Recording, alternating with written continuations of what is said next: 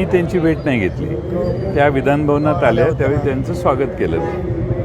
एकंदरीत म्हणजे पॉझिटिव्ह असं म्हणता येईल का? दोन्ही राष्ट्रवादी माझी त्यांची अशी भेट झालेली नाही आणि आम्ही कोणती चर्चा केलेली नाही. कारण वारंवार साहेब पण सांगतात की जयंत पाटील साहेब त्यांच्यासोबत होते. हो, पण आता सध्या त्यांच्या पदभार घेतलेला आहे, पदग्रहण केलेलं आहे, त्यांचं काम सुरू झालेलं आहे.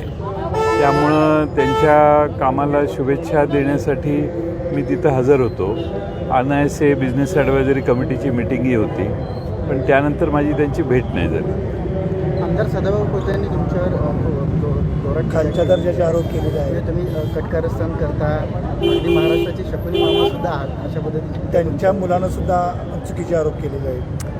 137 मतांनी निवडून आलेली लोक किती जोरात बोलतात बघू आपण.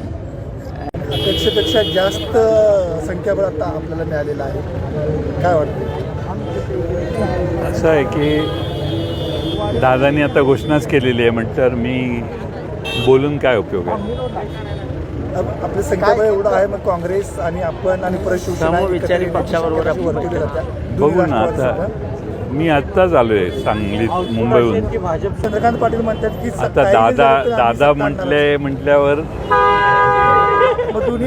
दादांच्या विरोधात मी कधीच काही बोलत नाही. त्यामुळं दादांनी एखादा विधान केलं तर दादांना उत्तर देणं मला योग्य वाटत नाही. दादांची रक्कम होणार का?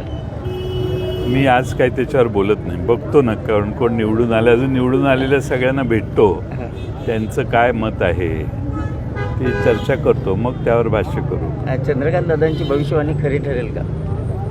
नाही, दादा हे मला माननीयच आहेत, त्यामुळे दादांच्या बद्दल मी काहीच बोलत नाही. आणि ते सगळ्यात मोठं ते माझे हितचिंतक आहेत. दादा